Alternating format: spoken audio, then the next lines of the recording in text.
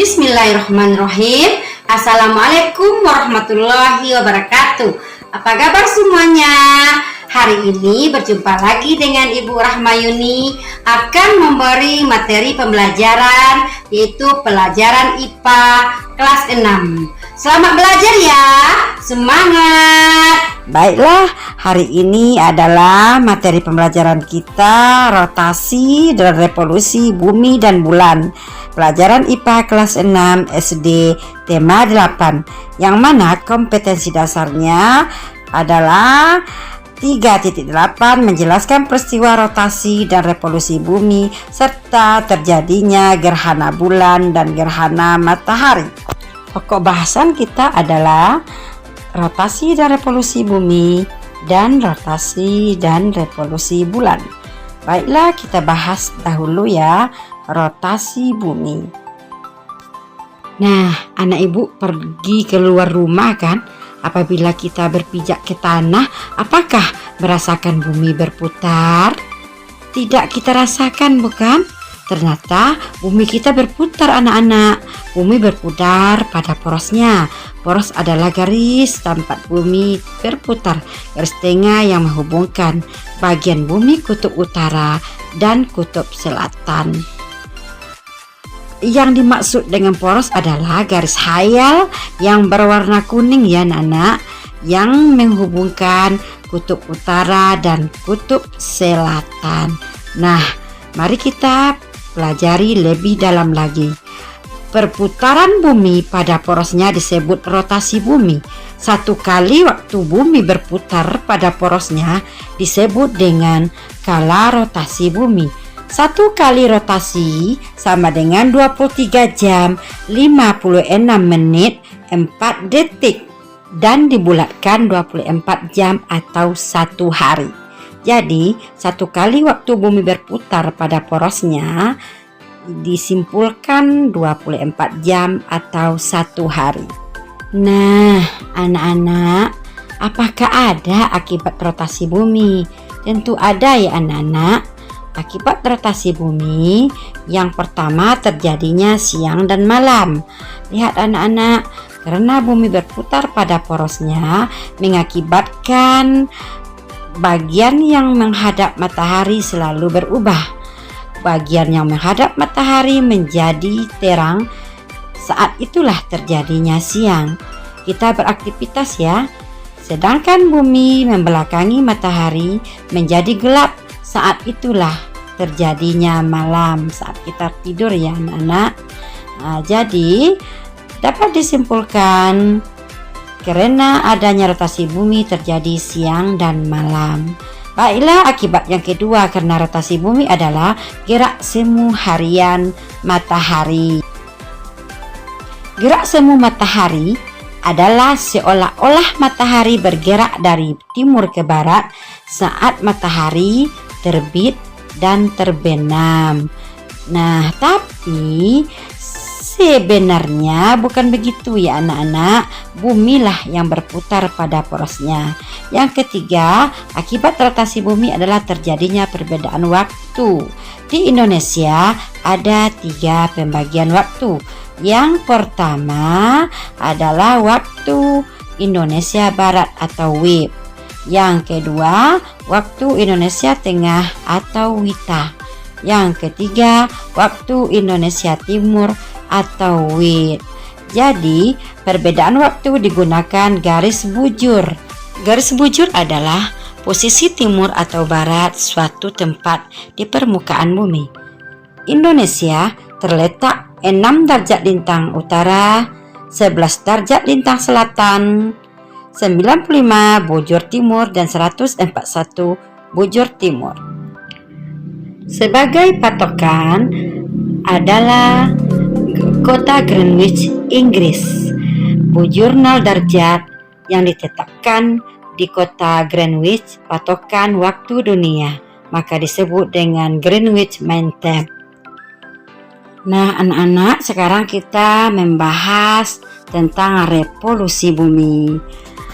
Sebagaimana kita ketahui, revolusi bumi adalah perputaran bumi mengelilingi matahari. Itulah disebut revolusi bumi. Anak-anak ibu perhatikan gambar ya. Bumi mengelilingi matahari. Selama bumi mengelilingi matahari disebut dengan kala revolusi. 1 kali kala revolusi sama dengan 365 seperempat hari atau 1 tahun. Jadi dapat disimpulkan selama revolusi bumi mengelilingi matahari selama 1 tahun. Sekarang kita mempelajari apa akibat dari revolusi bumi. Jadi ada akibatnya anak-anak. Yang pertama adalah terjadinya perbedaan musim, perubahan musim di bumi utara dan selatan. Jadi di sini ibu terangkan belahan bumi selatan dan belahan bumi utara ada perbedaan musim. Perhatikan ya anak-anak, 21 Maret sampai 20 Juni itu di belahan utara musim semi dan belahan bumi selatan musim gugur. Dan 21 Juni sampai 22 September di musim bumi utara itu adalah panas dan pada belahan bumi selatan adalah musim dingin. 23 September sampai 21 Desember belahan bumi utara musim gugur dan belahan bumi selatan musim semi. Sedangkan pada tanggal 22 Desember sampai 20 Maret musim dingin di belahan bumi utara dan musim panas di belahan bumi selatan. Itulah perubahan musim dalam waktu 1 tahun. Nah, akibat revolusi bumi yang ketiga adalah terjadinya perbedaan lamanya siang dan malam. Di Indonesia, rentang panjang siang dan malam relatif sama, yaitu masing-masing 12 jam. Tapi di belahan bumi utara dan selatan, panjang siang dan malam selalu berubah-ubah di setiap musimnya. Kemudian akibat dari revolusi bumi yang ketiga terjadinya gerak semu tahunan matahari. Gerak semu tahunan matahari adalah perubahan kedudukan matahari yang terlihat dari bumi sepanjang tahun. Perubahan kedudukan matahari tahunan ini mirip seperti gerakan semu harian matahari. Kemudian akibat dari revolusi bumi yang keempat perubahan rasi bintang. Anak-anak ibu, kita tahu perubahan rasi bintang adalah kumpulan bintang yang secara bersama-sama menyusun bentuk tertentu di langit. Nah, anak ibu bisa melihat bentuk rasi bintang berubah-ubah di langit. Rasi bintang itu ada jenisnya Virgo, Sagittarius, Leo, Scorpio, Aries, dan sebagainya. Jadi, perubahan rasi bintang diakibatkan revolusi bumi atau bumi berputar mengelilingi matahari. Sekarang kita membahas rotasi dan revolusi bulan. Bulan dalam peredarannya melakukan 3 gerakan, yaitu 1. Bulan berputar pada porosnya atau berotasi. Anak ibu dapat melihat ini adalah bumi, ini adalah matahari, yang kecil itu adalah bulan yang sedang berputar pada porosnya. Kemudian yang kedua, gerakan bulan adalah bulan mengelilingi bumi atau disebut berrevolusi. Kemudian yang ketiga, bulan dan bumi bersama-sama mengelilingi matahari. Nah, sekarang kita membahas rotasi bulan. Itu bulan berputar pada porosnya. Kala rotasi bulan sama dengan kala revolusinya, yaitu membutuhkan waktu kurang lebih 1 bulan. Kemudian kita membahas tentang revolusi bulan.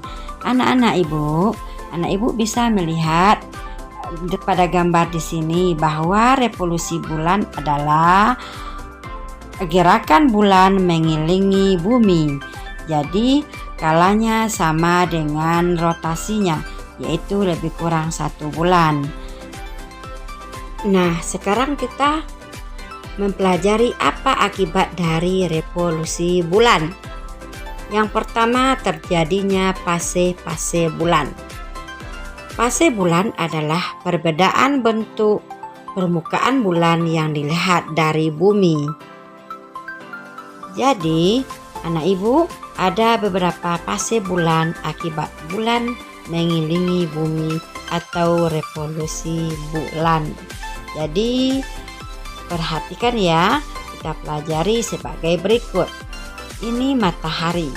Matahari bersinar sepanjang tahun. Kemudian, bumi mengelilingi matahari, disebut revolusi bumi. Kemudian bumi dikelilingi oleh bulan. Bulan mengelilingi bumi disebut revolusi bulan. Dengan demikian, akibatnya terjadilah fase-fase bulan. Pada hari ke-1 adalah bulan baru atau disebut bulan mati. Cahaya bulan tidak tampak dari bumi karena tidak mendapatkan sinar dari matahari. Itulah disebut bulan mati atau bulan baru. Terjadi ketika matahari, bulan, dan bumi terletak pada satu garis yang lurus. Kemudian pada hari keempat, bulan berbentuk halus melengkung seperti bulan sabit. Fase ini disebut dengan bulan sabit awal. Kemudian pada hari ke-8 kita melihat bulan seperti separuh. Fase ini disebut fase kuartil awal atau bulan separuh. Kemudian pada hari berikutnya adalah pada hari ke-11. Bulan tampak seperti cakra. Fase tersebut adalah bulan 3/4 atau bulan cembung. Kemudian pada hari ke-14 adalah bulan penuh. Bulan tampak seperti lingkaran penuh. Fase ini disebut bulan purnama. Fase bulan purnama terjadi ketika matahari, bumi, dan bulan berada di garis lurus. Kemudian pada hari ke-17 bulan terbentuk cakra atau cembung kembali. Ini disebut dengan bulan cakra atau cembung akhir. Kemudian pada hari ke-21 bulan berbentuk separuh, disebut fase kuartil akhir atau bulan separuh. Kemudian pada hari ke-25 bulan tampak seperti bulan sabit. Ini disebut dengan fase bulan sabit akhir. Oke anak-anak, sekarang kita pelajari apa akibat dari revolusi bulan yang kedua, yaitu terjadinya pasang naik dan pasang surut. Pasang adalah peristiwa naik dan turunnya permukaan air laut karena pengaruh gravitasi bulan dan matahari. Pasang naik adalah peristiwa naiknya permukaan air laut. Pasang surut adalah peristiwa turunnya permukaan air laut. Kemudian, akibat dari revolusi bulan yang ketiga terjadinya gerhana. Gerhana adalah tidak terlihatnya suatu benda langit dari bumi karena tertutup oleh bayangan benda langit lainnya. Nah, sekarang kita bahas gerhana bulan dan gerhana matahari. Gerhana bulan terjadi di malam hari ketika bulan purnama, yaitu posisi matahari, bumi, dan bulan pada garis lurus. Saat gerhana bulan terjadi, bulan masuk ke dalam bayangan bumi sedikit demi sedikit sehingga bulan tidak tampak dilihat dari bumi saat di malam hari.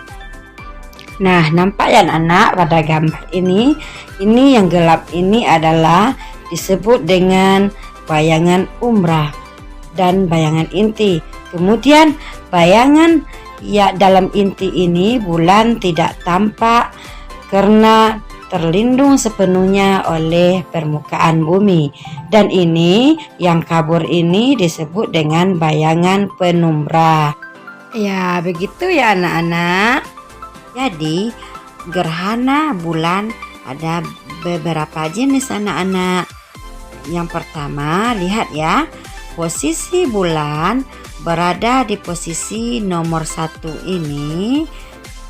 Jadi disebut dengan bulan purnama karena bulan penuh mendapat cahaya dari matahari. Jadi seluruh permukaan bulan mendapat cahaya dari matahari. Jadi kita melihat bulan terang dari biasanya. Kemudian pada posisi yang kedua ini bulan berada pada ruangan penumbra. Jadi disebut dengan gerhana bulan penumbra. Pada posisi bulan yang ketiga ini disebut dengan gerhana bulan sebagian. Kita hanya melihat dari bumi gerhana bulan sebagian karena bulan memasuki bayangan putih dan bayangan penumbra atau bayangan kabur. Kemudian posisi bulan keempat ini adalah gerhana bulan total karena seluruh permukaan bulan memasuki bayangan umrah atau bayangan inti. Jadi kita tidak dapat melihat cahaya bulan ya anak-anak. Itulah gerhana bulan total. Untuk lebih jelasnya, apabila ada di posisi yang satu ini disebut dengan bulan purnama. Kemudian pada posisi yang kedua itu adalah gerhana bulan penumbra. Kemudian pada posisi bulan ketiga yaitu gerhana bulan sebagian, dan pada posisi bulan keempat adalah gerhana bulan total. Nah, itulah anak-anak jenis gerhana bulan yang biasa terjadi. Gerhana matahari terjadi apabila matahari, bulan, dan bumi berada pada garis lurus dan bayangan bulan akan mengenai bumi. Seperti ketahui ya anak-anak, perbedaan antara gerhana bulan dan matahari dan bumi berada di tengah, kemudian baru bulan itu adalah gerhana bulan. Sedangkan untuk gerhana matahari adalah posisi matahari, bulan, dan bumi. Itu perbedaannya sudah jelas ya anak-anak. Perlu diketahui gerhana matahari ini ada 3 jenis, yaitu gerhana matahari total, gerhana matahari sebagian, dan gerhana matahari cincin. Mari kita bahas satu persatu ya. Pertama, gerhana matahari total terjadi ketika bulan menutup seluruh matahari sehingga matahari tidak bisa menyinari bumi. Gerhana bulan berlangsung lebih kurang 7 menit. Nah, lihat ya anak-anak, lebih kurang seperti ini. Kedua, gerhana matahari sebagian, yaitu terjadi ketika bulan menutupi matahari namun membentuk seperti bulan sabit karena bulan menutupi matahari hanya sebagian. Kira-kira seperti ini ya anak-anak, perhatikan, seperti bulan sabit bukan, hanya menutupi sebagian saja. Baiklah, kemudian yang ketiga jenis gerhana matahari yaitu gerhana matahari cincin. Terjadi ketika posisi bulan menutupi matahari namun cahaya matahari masih terlihat dan berbentuk cincin. Jadi tampaknya seperti ini ya anak-anak, karena tidak semua permukaan matahari tertutup oleh bulan. Sekarang mari kita bahas hal-hal penting gerhana matahari. Pertama, gerhana matahari hanya mungkin terjadi pada saat bulan baru. Kedua, bagian matahari yang tertutup lebih dahulu adalah sebelah barat atau kanan. Ketiga, gerhana matahari total paling lama terjadi lebih kurang 7 menit. Yang keempat, gerhana matahari hanya dialami oleh sebagian bumi dan terjadi di siang hari. Nah, itulah video pembelajaran hari ini. pelajaran IPA tentang rotasi dan revolusi bumi dan bulan, kemudian tentang gerhana matahari dan bulan. Selamat belajar ya anak-anak. Terima kasih. Assalamualaikum warahmatullahi wabarakatuh. Jangan lupa like dan subscribe ya. Semoga video ini bermanfaat. Salam dan bahagia.